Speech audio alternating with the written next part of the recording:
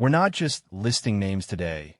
We're breaking down talent, trends, positional value, and how these prospects might shape the future of teams like Dallas. This is about projection, development, and understanding how the modern NFL is evolving. Mel Kiper's board always sparks debate, and this year is no different. What immediately stands out is the heavy emphasis on quarterback play at the very top. That tells us something important right away. The 2026 class is shaping up to be defined by leadership, decision-making, and offensive control. In today's NFL, that's the currency teams are willing to pay top dollar for. Let's start at number 1. Fernando Mendoza, quarterback out of Indiana. Mendoza being ranked first overall may surprise casual fans, but when you turn on the tape, the logic becomes clear. He's calm in the pocket, processes defenses quickly, and doesn't panic under pressure. His mechanics are clean, and while he may not be the flashiest quarterback athletically, his football IQ and accuracy give him a very high floor. In a league where mistakes at quarterback can cost coaches their jobs, Mendoza represents stability. For teams looking to reset their franchise, that matters more than highlight throws. Right behind him is Dante Moore from Oregon, another quarterback but a very different style. Moore brings more natural arm talent and creativity. He can extend plays, attack downfield, and thrive in modern spread concepts. However, his game is still being refined. Decision-making consistency will be the key factor that determines whether he challenges Mendoza for QB1 status by draft time. From a Cowboys perspective, even if quarterback is an immediate need, this kind of talent always forces front offices to evaluate long-term options. And number 3, we see the first non-quarterback, Jeremiah Love, running back from Notre Dame. Running backs rarely crack the top 5 anymore, which tells you just how special Love is viewed. He combines vision, burst, and balance in a way that translates cleanly to the NFL.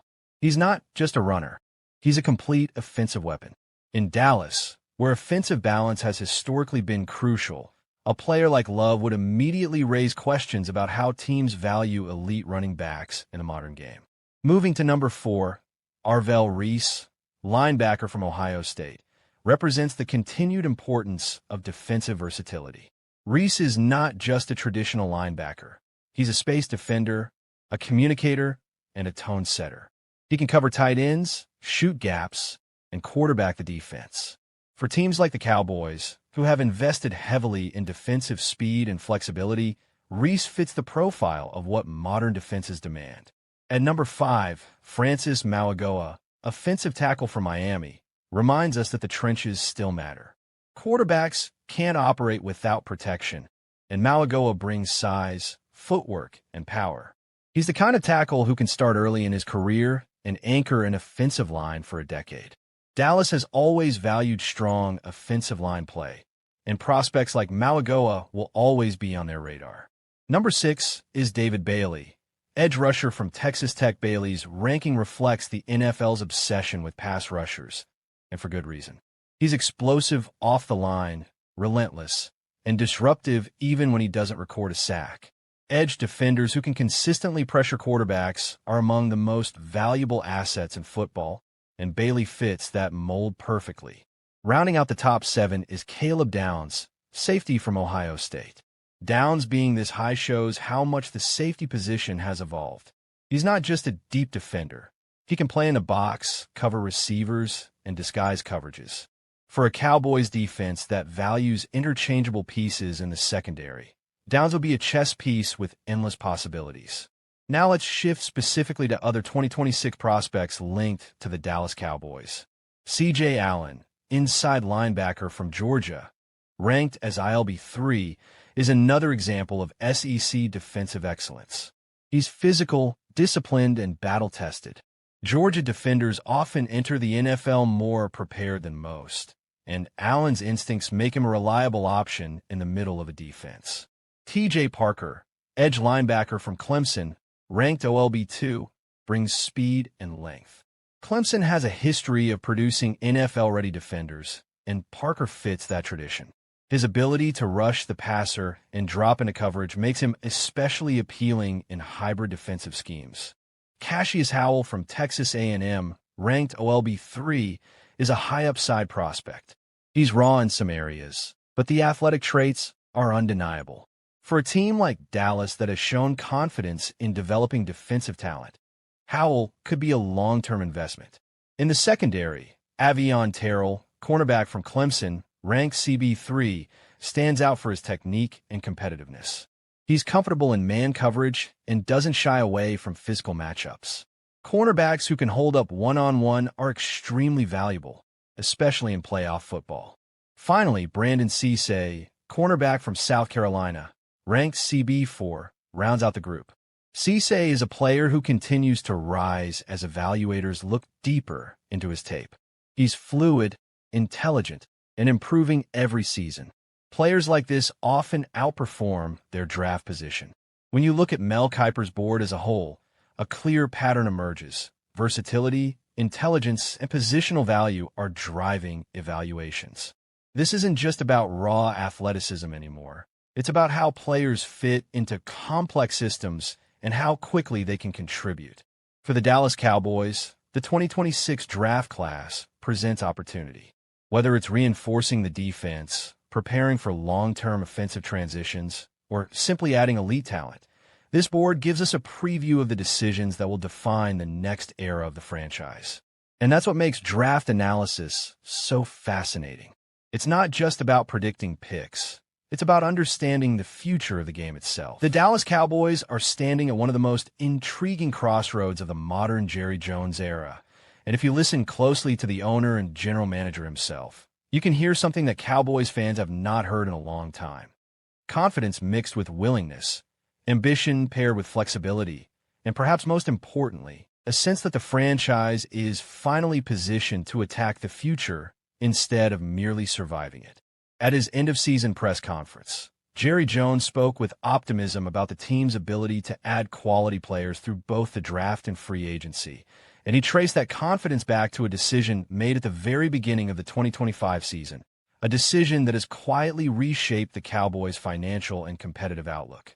Jones described the vision behind the Micah Parsons trade and hinted that the true benefits of that move are still ahead, not behind, suggesting that what the Cowboys were really trying to achieve is only now coming into focus. Away from the microphones and cameras, Jones went even further, floating the idea of busting the budget in pursuit of his long-stated personal goal, becoming the NFL owner with the most Super Bowl championships. He currently sits 3 titles behind New England Patriots owner Robert Kraft, and at this stage of his career, that gap clearly weighs on him. When Jerry Jones talks this way, it forces the league, and especially Cowboys fans, to ask a dangerous but exciting question. Could Dallas actually become aggressive in free agency? Right now, the Cowboys' salary cap situation looks less like a clean spreadsheet and more like a Monet painting, slightly blurry and dependent on where you stand. What is clear is that Dallas must clear cap space to comply with the 2026 limit, but the exact number won't be finalized until early March when the league officially sets the cap. As things stand, the Cowboys have roughly $330 million in contracts on the books, while league projections place the cap somewhere between $295 and $305 million. Even under conservative estimates, that means Dallas must find at least $30 million just to get under the cap before making a single addition. And that number could grow quickly if the team applies the franchise tag to wide receiver George Pickens, a move that would immediately add close to $28 million to the cap.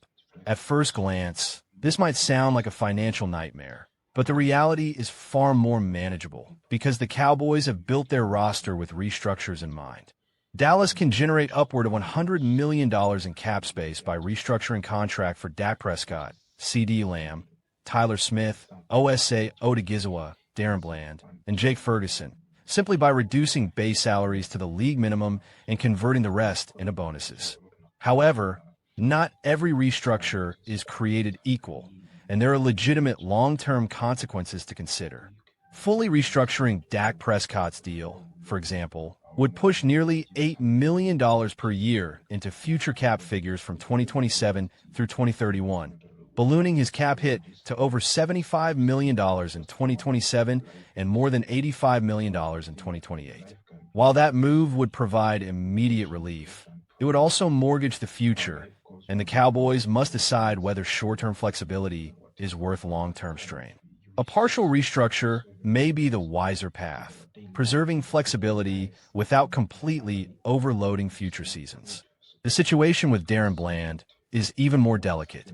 Coming off his second foot surgery in as many years, Bland presents both upside and risk. His fully guaranteed money expires after this season, which gives the Cowboys a relatively clean exit option in 2027 if things go south. Restructuring his deal now would increase future cap commitments at a time when his durability is uncertain.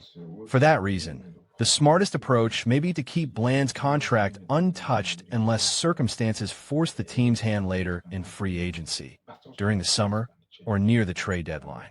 The good news is that other restructures carry far less risk. By reworking the contracts of C.D. Lamb and Tyler Smith alone, Dallas can free up roughly $36 million in cap space, money that can immediately be put to use. If the Cowboys want to push even further, they can look toward extensions for defensive tackles Quinnen Williams and Kenny Clark, both of whom are under contract through 2027. Clark, in particular, is due an $11 million roster bonus by March 13th, creating urgency that could be leveraged into a cap-friendly extension. These types of moves highlight just how much flexibility the Cowboys actually have if they choose to use it. Among their 15 unrestricted free agents, 3 stand above the rest in importance: George Pickens, running back Javonte Williams, and defensive end Jadeveon Clowney. All 3 have expressed a desire to return, but each represents a very different challenge. Pickens is the most complicated. After arriving via trade from Pittsburgh, he delivered career highs across the board with 93 receptions, 1,412 yards, and 8 touchdowns.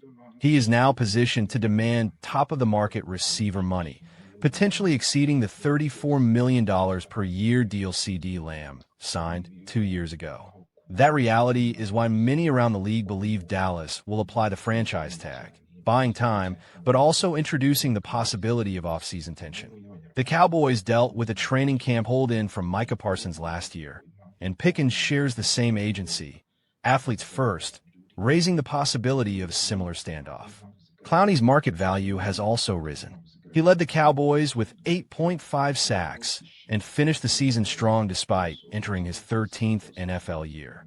He has emphasized his desire to participate fully in the off-season program and training camp, something he believes will allow him to be more physically prepared than he was when he joined the team late last season. His on-field production is critical for a pass rush that's struggling